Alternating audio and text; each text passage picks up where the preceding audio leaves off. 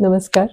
आज मी खरं म्हणजे एका विशेष गोष्टीसाठी आपले महाराष्ट्राचे लाडके आणि कर्तव्यदक्ष मुख्यमंत्री आदरणीय देवाभाऊ यांचं आभार मानण्यासाठी मी आज हा व्हिडिओ करत आहे. आत्ताच माझ्या हातात एक GR ची कॉपी आलेली आहे. महाराष्ट्र शासन इतर मागास बहुजन कल्याण विभागातर्फे हा GR निघालेला आहे.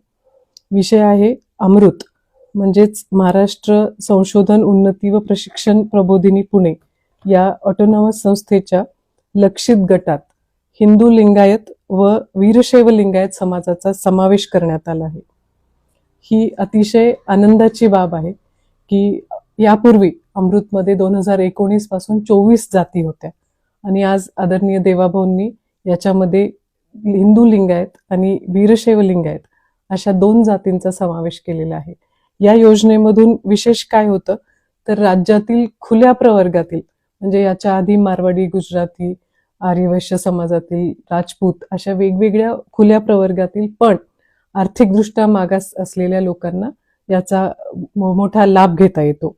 तर राज्यातील खुल्या प्रवर्गातील आर्थिकदृष्ट्या दुर्बल घटकांचा सर्वांगीण विकास साधण्यासाठी शासन निर्णय दिनांक 22 ऑगस्ट 2019 अन्वये महाराष्ट्र संगोपन उन्नती व प्रशिक्षण प्रबोधिनी पुणे या स्वायत्त संस्थेची स्थापना करण्यात आली आहे.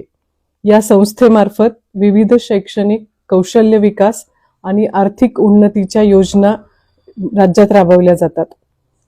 त्यालगतच आज हिंदू लिंगायत व वीरशैव लिंगायत समाजातील आर्थिकदृष्ट्या मागास असलेल्या युवक युवतींना उच्च शिक्षण, स्पर्धा परीक्षा मार्गदर्शन आणि स्वयंरोजगारासाठी व्यापक संधी उपलब्ध व्हावी या करून देण्याची मागणी सातत्याने होत होती. या समाज घटकांचा सामाजिक आणि आर्थिक स्तर उंचावण्यासाठी त्यांना अमृत संस्थेच्या कल्याणकारी योजनांचे लाभ मिळणे आवश्यक आहे. या बाबीचा सखोल विचार करून शासनाने खालीलप्रमाणे आदेश जारी केला आहे.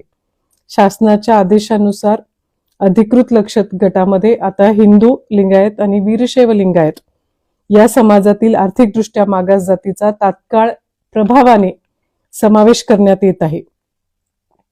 या आदेशान्वये हिंदू लिंगायत व वीरशैव लिंगायत समाजातील जे नागरिक, विद्यार्थी इतर मागासवर्ग किंवा इतर कोणत्याही राखीव प्रवर्गाचे किंवा स्वतंत्र महामंडळाचे लाभ घेत नाहीत, त्यांना अमृत संस्थेच्या सर्व योजनांचा लाभ घेता येईल.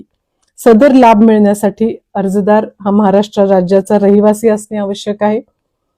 तसेच शासनाने निश्चित केलेल्या आर्थिक निकषांची नॉन क्रीमी लेअर आणि विहित उत्पन्न मर्यादा पूर्तता करणे बंधनकारक असेल.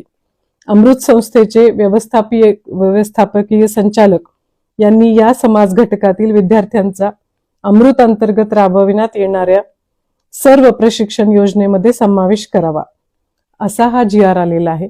या विशेष GR साठी मी आदरणीय देवाभाऊंचे मनापासून खूप खूप आभार व्यक्त करू इच्छिते.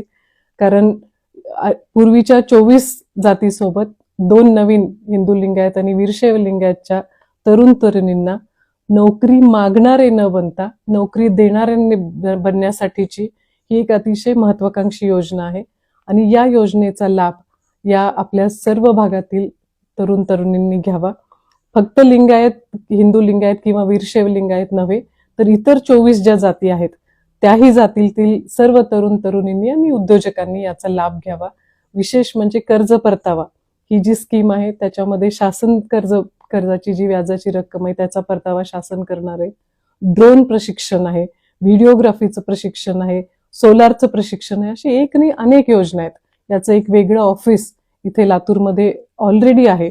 आणि त्याच्या व्यतिरिक्तही तुम्हाला काही मदत लागत असेल तर माझ्या ऑफिसकडून तुम्हाला सर्व तऱ्हेची मदत केली जाईल. आमची विनंती ही आहे की या अमृत योजनेत अधिकाधिक तरुण तरुणींनी याचा लाभ घ्यावा. कारण आपल्या कर्तव्यदक्ष मुख्यमंत्र्यांनी आणि त्यांच्या सर्व कॅबिनेटनी तरुणांची रोजगार निर्मिती करण्यासाठी, त्यांना समाजातील एक प्रगतिशील घटक बनवण्यासाठीचा जो अविरत प्रयत्न चालू आहे त्याचेच एक पुढची कडी आहे. त्याबद्दल देवेंद्र भाऊंचे लाख लाख धन्यवाद.